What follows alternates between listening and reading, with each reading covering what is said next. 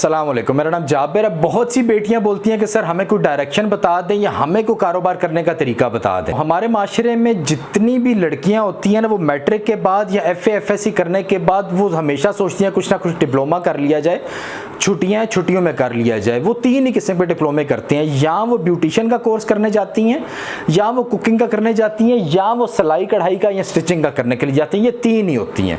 और इन लड़कियों में ज़्यादातर लड़कियों की तादाद वही होती है जिनको पता होता है कि वो डॉक्टर इंजीनियर नहीं बन सकते। एक पैसों की वजह से बहुत ज़्यादा पैसा लगता है, और दूसरा शायद वो समझती हैं कि उनमें इतनी काबिलियत भी नहीं है, या 9th 10th में उनके इतने अच्छे मार्क्स भी नहीं आए हुए, जिसकी बिना पर वो ये सोचती हैं कि हम डॉक्टर इंजीनियर नहीं बन सकते, कुछ और डिप्लोमा या कुछ और फील्ड चूज़ की जाए। लेकिन क्योंकि उनके पास डायरेक्शन नहीं होती, ना उनके माँ बाप के पास होती है, तो वो इसी तरह ज़िंदगी में बेचारी घूमती फिरती रहती हैं। अच्छा, उनके माँ बाप से अगर पूछा जाए कि आप अपनी बेटी को ये डिप्लोमे क्यों करा रहे हैं, तो उनके पास सिर्फ एक ही जवाब होता है कि कल को ये अपने घर जाएंगी तो वहाँ पे इनको ये जो बेसिक काम है, घर के काम काज, ये आने चाहिए, इसलिए हम डिप्लोमा करा रहे हैं। हालांकि इसी चीज़ को वो बहुत अच्छा प्रोफेशन आगे उनका बच्चियों का बन सकता है। किस तरीके से बनता है मैं आपको बताता हूँ। अच्छा, जब आप ये डिप्लोमा करने ये लड़कियां जाती हैं ना, मैट्रिक की छुट्टियों में जाती हैं, या अक्सर ये FA FSC के बाद जाती हैं। इनको ये पता है कि हम डॉक्टर इंजीनियर नहीं बन सकते। फ़र्ज़ कर लें कि ये स्टिचिंग का डिप्लोमा करती हैं। अच्छा, स्टिचिंग का डिप्लोमा करने के बाद इन्होंने गवर्नमेंट कॉलेज से डिप्लोमा करना होता है। गवर्नमेंट के जितने भी स्कूल पढ़े हुए, प्राइवेट से करने की बिल्कुल भी ज़रूरत नहीं है। गवर्नमेंट के जितने भी इदारे हैं वो आपको बहुत अच्छा बेसिक्स जो है स्टिचिंग की बहुत कुछ आपको बता देते हैं। लेकिन आपने ये ज़हन में रखना है कि वहाँ पे जाके पढ़ के या सीख के जो आपने आ जाना है, वो कभी भी आपके आगे डायरेक्शन क्लियर नहीं करेगा, या आपके अंदर एक बाकायदा हुनर नहीं पैदा करेगा। जब तक आप 70-80% प्रैक्टिकल नहीं करेंगे और 20-30% उसका सिर्फ जो थ्योरी है वो नहीं पढ़ेंगे, तब तक आप कामयाब नहीं होंगे। प्रैक्टिकल करने के लिए क्या करना होता है, आपके माँ बाप इसमें आपकी मदद करेंगे। आप डिप्लोमा करने गए हैं, 2-3 घंटे के लिए आपने डिप्लोमा किया, जो कि 5-6 हज़ार रुपया सिर्फ इनकी फीस होती है। डिप्लोमा करने के बाद वापस आने के बाद आपके माँ बाप की ये ड्यूटी होनी चाहिए कि बच्ची को बोलें कि तुम कपड़े लेके आओ, उसको कपड़े खरीद के दें, और उसको बोलें किसी एक चीज़ में आपने जिस तरह बच्चों के कपड़े हैं वो करना सीख लो, बच्चों की शलवार कमीज़ है वो करना सीख लो। इस तरीके से एक चीज़ पे आपने फोकस रखना है। उसके बाद उसको रोजाना की बुनियाद पे उसके पीछे पड़े रहे कि क्या आपने आज आकर प्रैक्टिकल किया है, जितना भी आपने वहां पे सीखा उसका प्रैक्टिकल बच्ची से करवाएं घर में। जितना 2-3 महीने का वो कोर्स कर रही है वो प्रैक्टिकल उससे करवाते रहे। जब 3 महीने गुजरेंगे उसको काफी कुछ आ चुका होगा। 3 महीने के बाद अब उसका स्कूल कॉलेज खुल जाते हैं, वो स्कूल कॉलेज में जाना शुरू हो जाती है। जो भी वो FSC कर रही है, मैट्रिक कर रही है, वहां पे जा। लेकिन अब उसके ज़हन में ये होना चाहिए कि मैंने स्टिचिंग में अपनी आगे जो पूरी फील्ड है वो बनानी है। अच्छा, इसी तरह अब उसने थोड़ा बहुत कर लिया, अब वो क्या करे कि वो सुबह कॉलेज जा रही है, स्कूल जा रही है, शाम के टाइम उसने कहीं ना कहीं पे प्रैक्टिकल करना है। और प्रैक्टिकल उसके घर के आसपास जो भी कोई दर्जी की दुकान है या कोई औरत है जो कपड़े सी रही है, उसके पास जाके जब इस लड़की को एक चीज आती है, शलवार कमीज में फर्ज करें उसको आती है बिल्कुल अच्छी तरह, उसने सीख लिया इतने टाइम में, अब जब वो उस औरत के पास जाएगी ये काम करने के लिए, सीखने के लिए, तो वो उसको आसानी अपने पास रख लेगी। लेकिन इस लड़की ने करना कि इसने जाके मुआवजे का मुतालबा बिल्कुल भी नहीं करना। उस औरत के पास अच्छा खासा काम होना चाहिए, वो एक औरत अच्छी नेचर की होनी चाहिए, या अगर कोई मर्द है तो भी अच्छी नेचर का होना चाहिए जो काम सिखाए। उसके पास जाने के बाद उसके पास कोई पैसे का मुआवजा नहीं करना, उसको बोलना मैं आपके पास फ्री काम करूंगी, आपके पास जो भी काम आए आप मुझे घर में दे दें या मैं आपके पास आ जाऊं, फ्री करूंगी।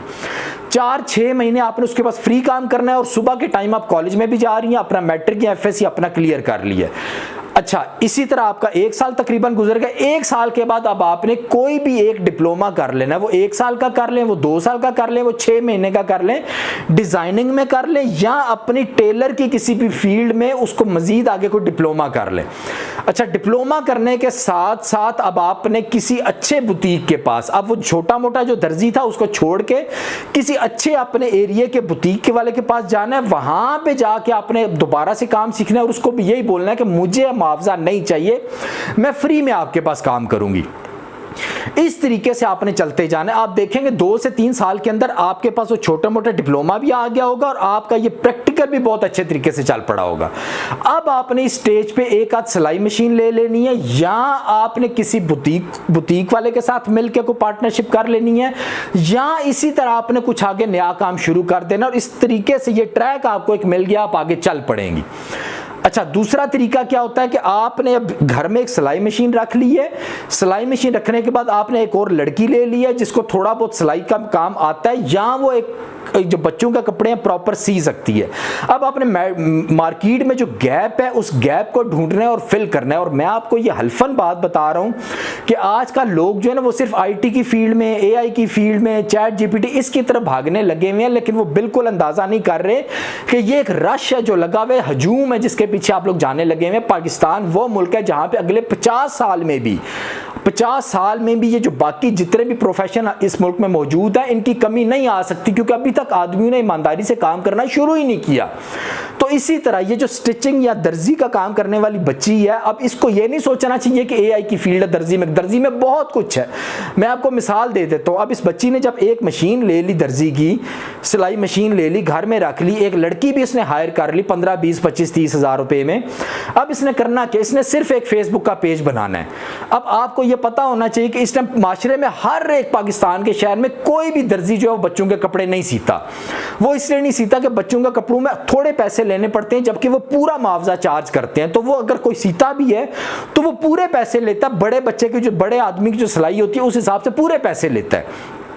आपने ये काम नहीं करना। आपने अगर 1000 रुपया सिलाई बड़े आदमी की होती है, आपने 500 रुपया सिलाई लेनी है और आपने फेसबुक पे अपना पेज बना लेना है। मैं आपको यकीन से कह रहा हूं 10 नहीं, 15 नहीं तो 1 महीने का टाइम सिर्फ लगेगा आपके कस्टमर बहुत ज्यादा आने का। और अगर आपका ईद का टाइम है और जब हर बंदे को एक दफा पता लग जाएगा कि आप 500 रुपया ले रही है, हर आदमी आपके पास आएगा।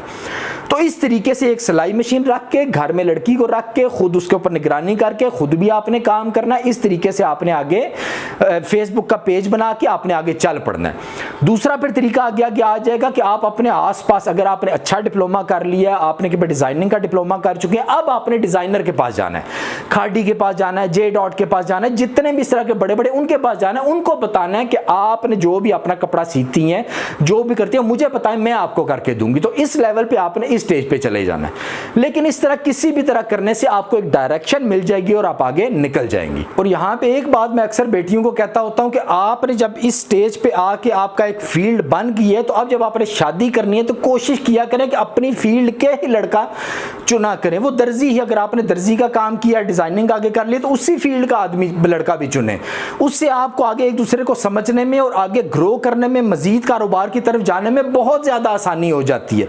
बजाय इसके कि आप किसी डॉक्टर के साथ शादी कर रही हो, किसी जमींदार के साथ शादी कर रही हो, किसी अमीर के साथ शादी कर रही हो, इन सब के बावजूद अगर अपनी फील्ड के किसी लड़के को आगे शादी के लिए चुनेंगी तो आपके लिए बहुत ज्यादा बेहतर हो जाएगा।